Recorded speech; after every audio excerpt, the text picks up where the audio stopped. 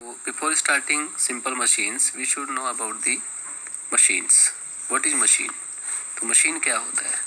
Machine के बारे में जानना जरूरी होगा. तो क्या होता है मशीन? मशीन की जो सिंपल डेफिनेशन होती है, हम सब देखते हैं कि मशीन डिफरेंट टाइप के एलिमेंट से मिलकर बनती है. डिफरेंट पार्ट्स होते हैं उसके, और एक पार्ट भी कई सारे एलिमेंट से मिलकर बना हो सकता है. तो बेसिक डेफिनेशन जो मशीन की है, machine is a device which is use to assemble different type of elements, and this device is to perform useful work in a short time. Okay, machine एक ऐसा डिवाइस है जो different type के element से मिलकर के बनता है, और ये जो डिवाइस है ये कोई भी वर्क परफॉर्म करता है शॉर्ट टाइम में, बहुत ही कम समय में काफ़ी सारा वर्क परफॉर्म कर सकता है. ओके, तो जो बेसिक डेफिनेशन है मशीन की ये है कि अ machine is a device which is capable of doing useful work easily in a short time. Okay, short time. This is the definition of machine. Basically, we can see from the block diagram, the machine, next block is for available energy, and next block is mechanical work. Okay, तो basically जो machine है, machine convert energy from one form to another form. Okay, the machine convert energy from one form to another form. एक रूप से दूसरे रूप में ऊर्जा को बदल देती है मशीन. तो मशीन का सिर्फ काम यही है कि एक रूप से ऊर्जा के एक रूप को दूसरे रूप में बदल देना. अब जैसे यहाँ पर दिखाया है कि मशीन कन्वर्ट कर रही है अवेलेबल एनर्जी. अवेलेबल एनर्जी का मतलब क्या है?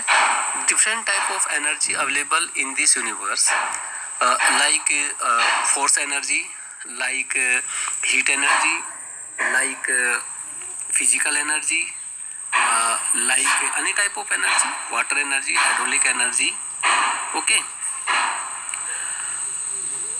kinetic energy, static energy, different type of energy available.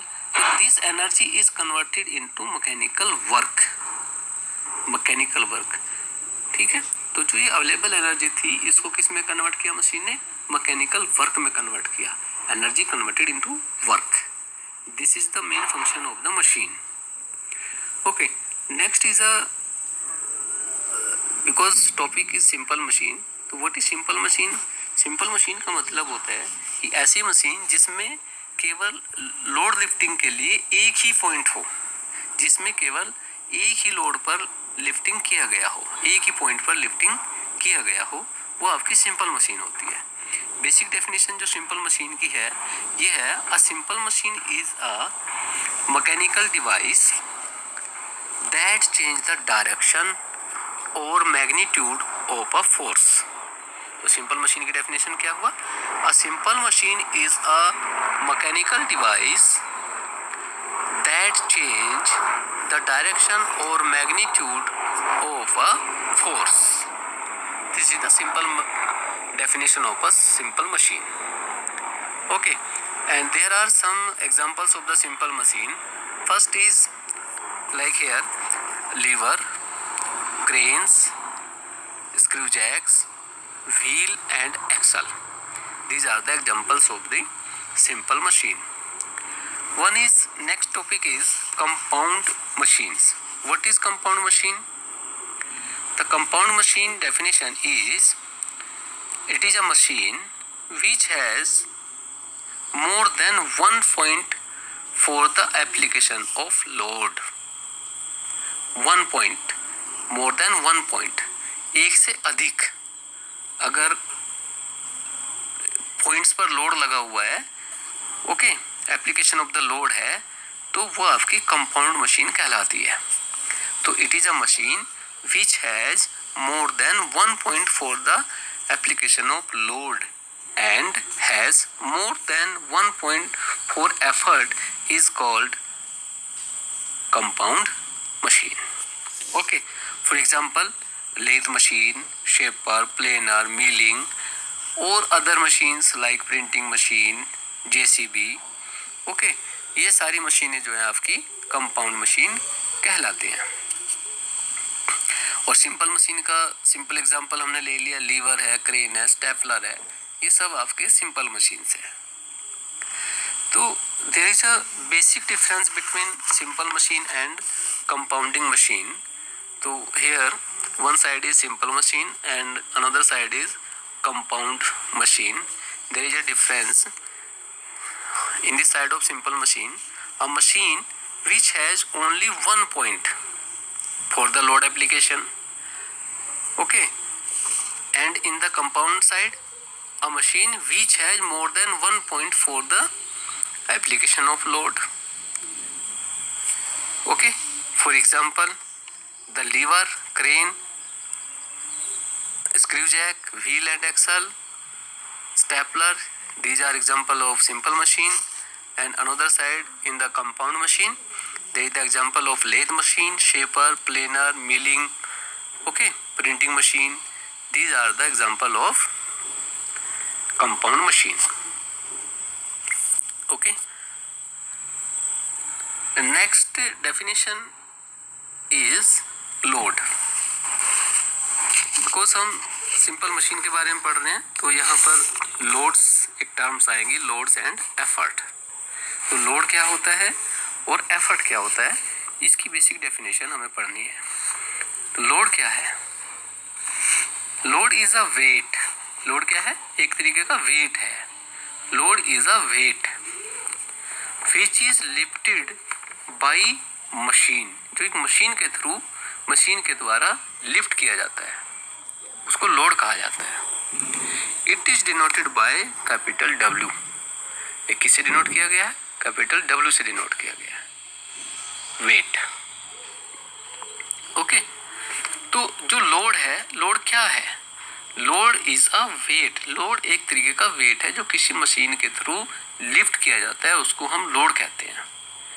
Okay, and what is effort? Effort is a force. Effort is nothing but it is a force which is required by machine to lift the load. Load को lift करने के लिए एक machine के द्वारा कितने force की जरूरत पड़ती है, that is effort. So this is a basic difference between load and effort. Okay, and the effort is denoted by capital P. Okay, and next term is mechanical advantage. What is mechanical advantage? Actually mechanical advantage is a ratio.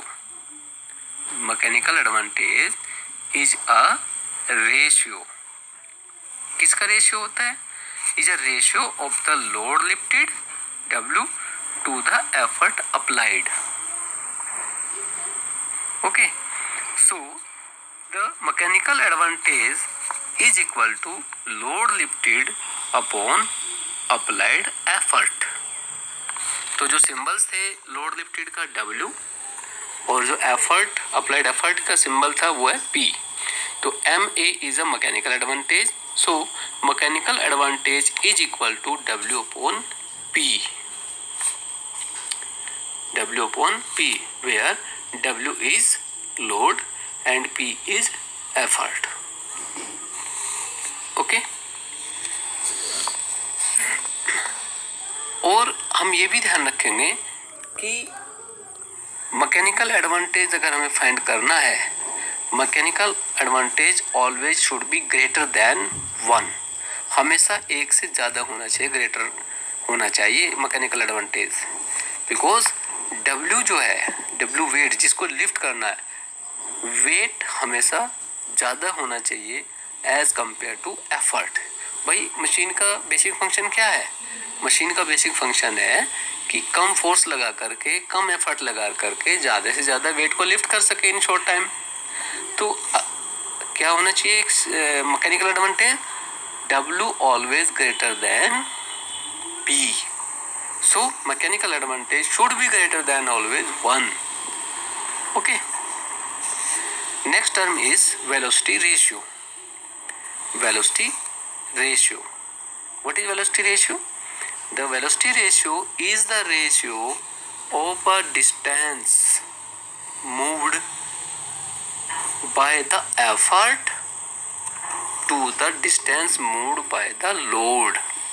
अब जैसे हम किसी machine के through कोई weight lift कराते हैं तो lift, अब देखिएगा मशीन भी जो एफर्ट मशीन ने लगाया वो एफर्ट भी मूव करेगा कुछ डिस्टेंस, और जो लोड लिफ्ट कराना है वो लोड भी लिफ्ट करेगा कुछ डिस्टेंस. ओके. तो अब देखेंगे कि जो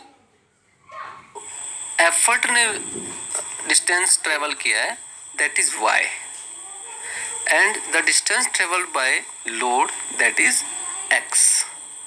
सो the velocity ratio is equal to y upon x. Okay, y upon x. So the definition of the velocity ratio is velocity ratio is the ratio of the distance moved by the effort to the distance moved by the load, and the velocity ratio is denoted by VR. Velocity ratio VR. Okay. So VR is equal to y upon x, where y is the distance traveled by effort and x is the distance traveled by load. Next is input of a machine. किसी machine की input कितनी होती है वो हमें find करना है. तो the basic formula of the input of the machine is equal to effort multiply distance move by the effort. Effort कितना है और एफर्ट के थ्रू डिस्टेंस कितना उसने ट्रेवल किया है, that is the basic formula. Okay.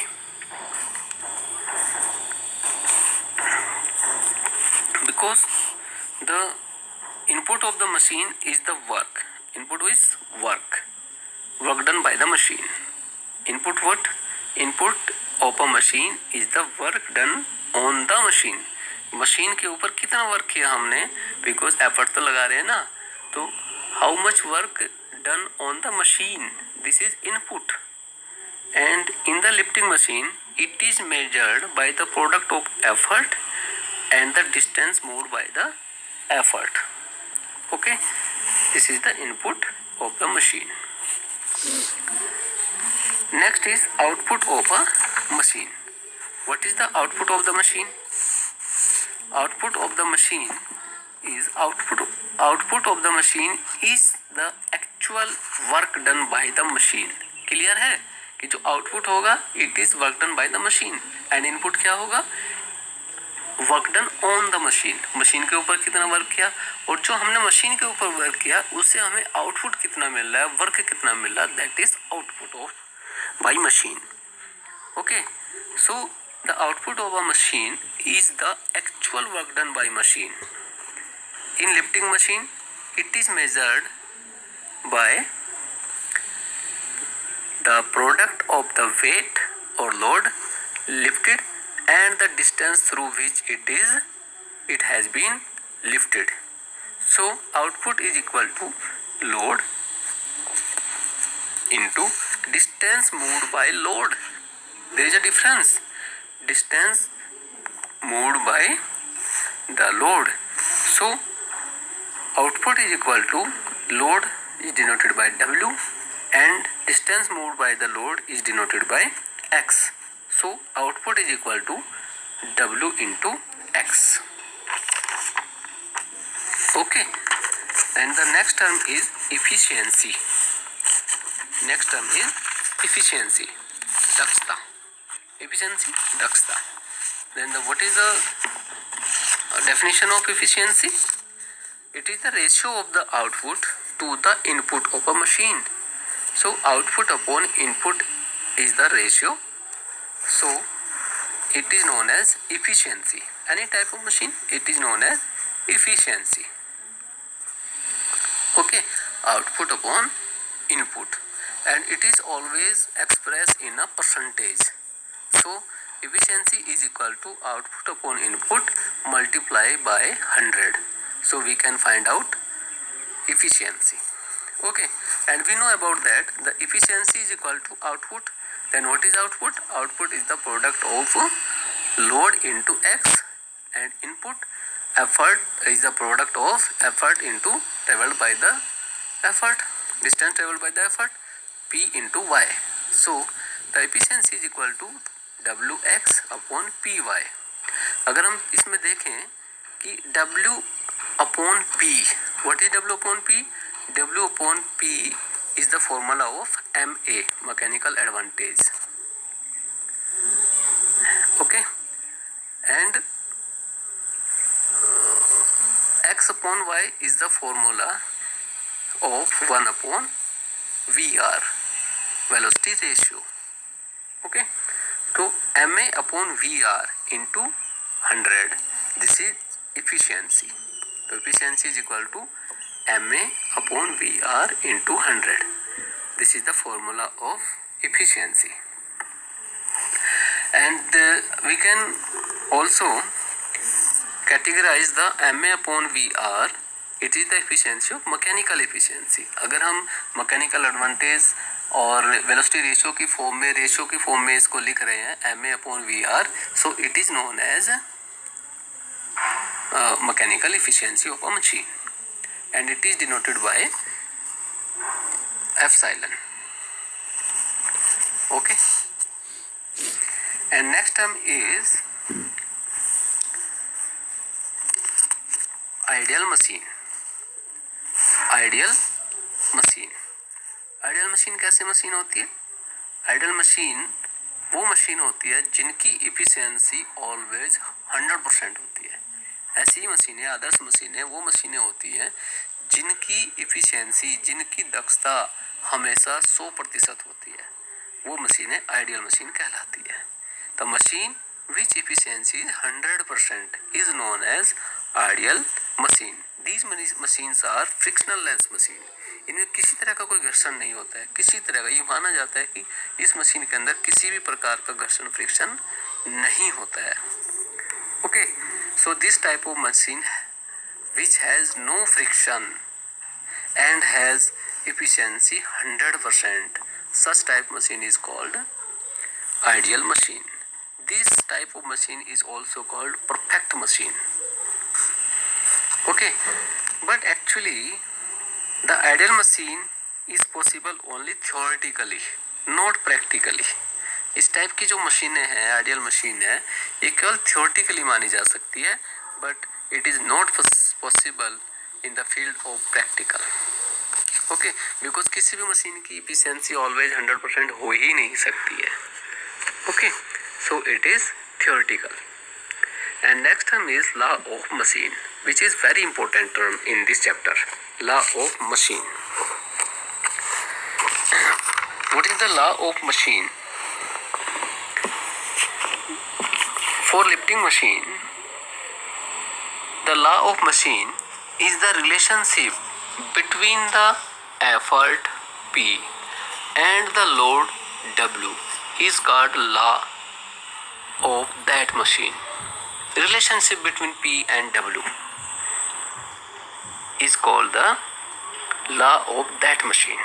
What is the relation between P and W? The relation of P and W we can see from the diagram. In the diagram, one side on the y-axis the effort, and at the x-axis there is load, okay, which is W, and 0 is origin. अब अगर कोई ideal machine है तो हमेशा 0 से start होगी. अगर कोई आइडियल मशीन है तो वो हमेशा ओरिजिन से स्टार्ट होगी. बट जो एक्चुअल मशीन होगी, for an actual machine, straight line of the graph does not pass through the origin but makes an interceptor C. Okay, अगर कोई आइडियल मशीन है तो हमेशा ओरिजिन से स्टार्ट होगी, बट अगर हमारे पास कोई एक्चुअल मशीन है तो वो कभी भी ओरिजिन से स्टार्ट नहीं होगी, एक इंटरसेप्ट जरूर छोड़ देगी, एक डिस्टेंस छोड़ेगी और उससे ऊपर से स्टार्ट होगा हमेशा। और जो सी डिस्टेंस है, जो डिस्टेंस इंटरसेप्टिंग डिस्टेंस है, दिस इज सी। जो इंटरसेप्टिंग डिस्टेंस है ये हमारे पास है सी। ओके, सो एक एक्चुअल मशीन ऊपर से स्टार्ट हो रही है तो हमें पता है the product of the M W P is equal to M W. What is M? M is a slope, M is nothing, M is a slope. Okay, where is the actual machine is drawing, clear? तो m actually अगर हम देखें कि m जो है horizontal के साथ में जो एक्चुअल मशीन का डायग्राम दिया गया है इसमें ये स्लोपिंग के साथ में अल्फा एंगल बना रहा है। तो अगर हम इसमें फाइंड आउट करें tan alpha is equal to m। Okay, so m is equal to tan alpha, इसका डिटेल में तो ये एक्चुअली स्लोप है और स्लोप को फाइंड करने के लिए m is equal to tan अल्फा। ओके, सो जो इसका मशीन का लो है P equal to M W, P equal to M W. P is a effort, M is a slope and W is weight और load. ठीक है, तो P equal to M W for ideal machine. If we want to find out for actual machine, so the relationship between the P and W is P equal to mw plus C, where C is the intercepting distance. Okay, so P equal to mw plus C is the law of the machine. Okay, it is the law of the machine, and we can see in this formula P equal to mw plus C, where P is the effort which is required for the lifting machine to lift the load, and where is the W? W is the load lifted which will lift the machine, and M is the slope of line which is equal to the coefficient of friction mu, which is constant. Okay, and which is equal to tan alpha. And next slide is for reversible machine. Reversible machine. There are two type of machine. One is reversible machine and another is irreversible machine. Reversible machine and irreversible machine. Irreversible machines are self-locking machine. irreversible machine वो मशीनें होती हैं जो अपने आप में locking हो जाए, सेल्फ लॉक हो जाए, irreversible.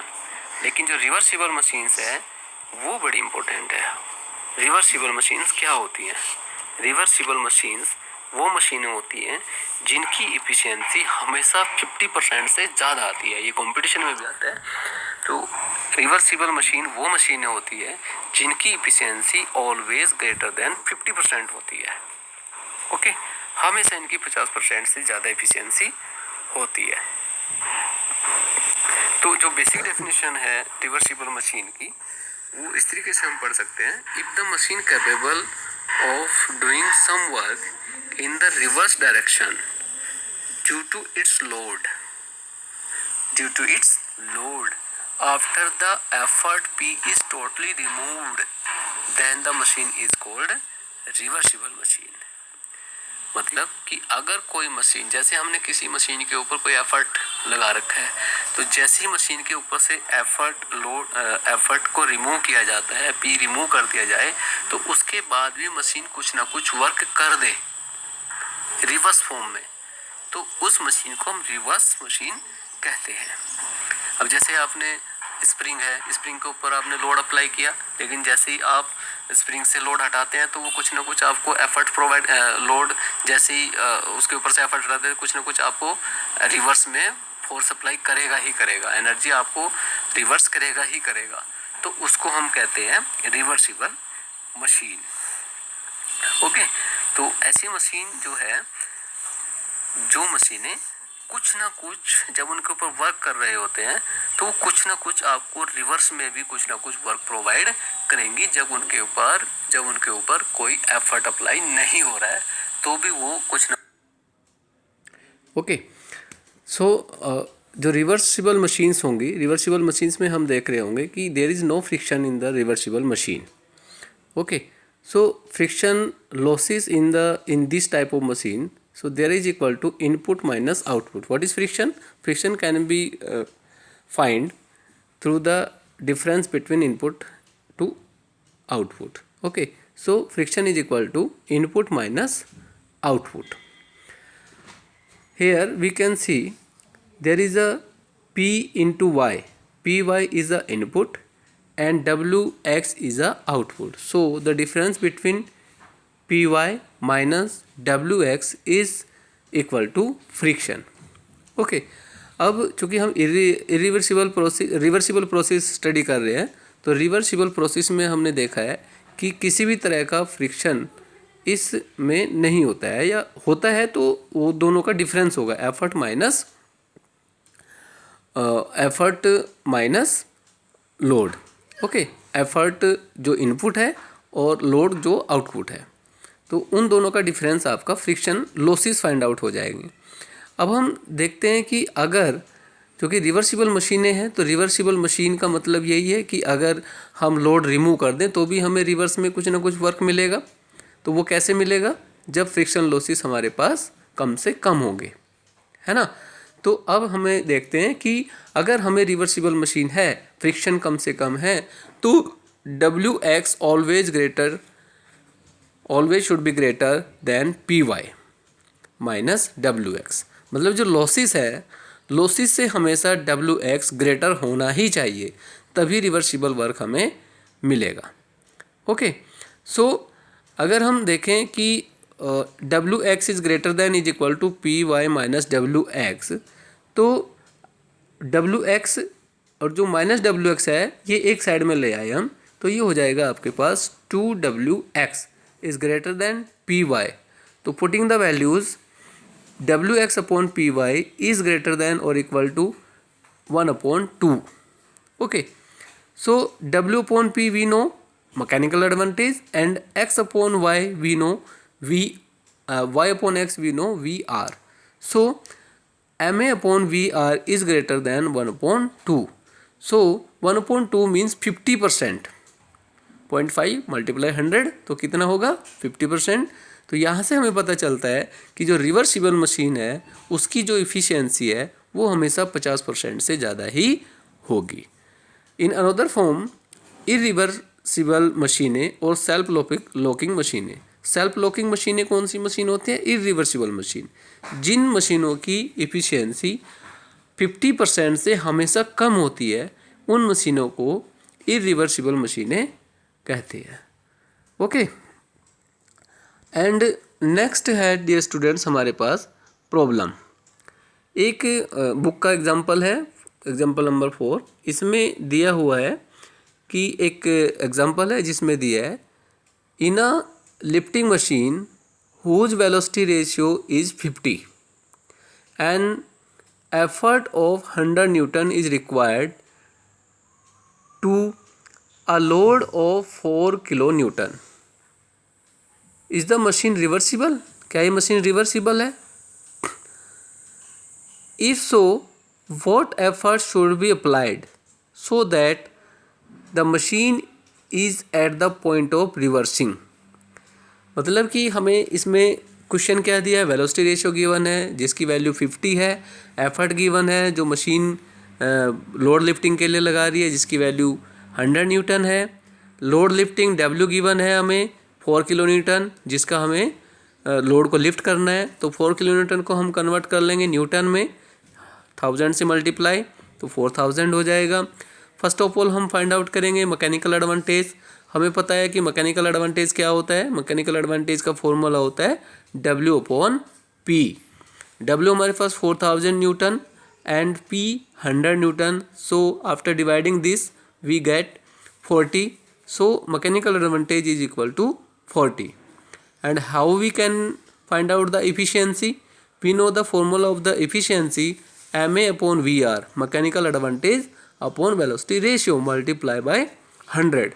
So it is equal to, we know mechanical advantage is 40 and velocity ratio has been given 50. So 40 upon 50 and multiply by 100 is equal to 80. So efficiency of this machine is 80%. As we know that the reversible machines are those machines which efficiency which machines have efficiency more than 50%. So here in this questions we can see the efficiency is greater than 50. So this machine is reversible machine. Okay. And when the machine is at a point reversing eta is equal to 50%, then the formula we know that eta efficiency is equal to ma upon vr. So 50 upon 100 ma मतलब new advantage, mechanical advantage हमें find करना है, velocity ratio, उसी velocity ratio पे नया mechanical advantage हमें find करना है. तो चूँकि इफिशियंसी हमें पता चल गई है तो M A is equal to, क्योंकि हमारे पास जो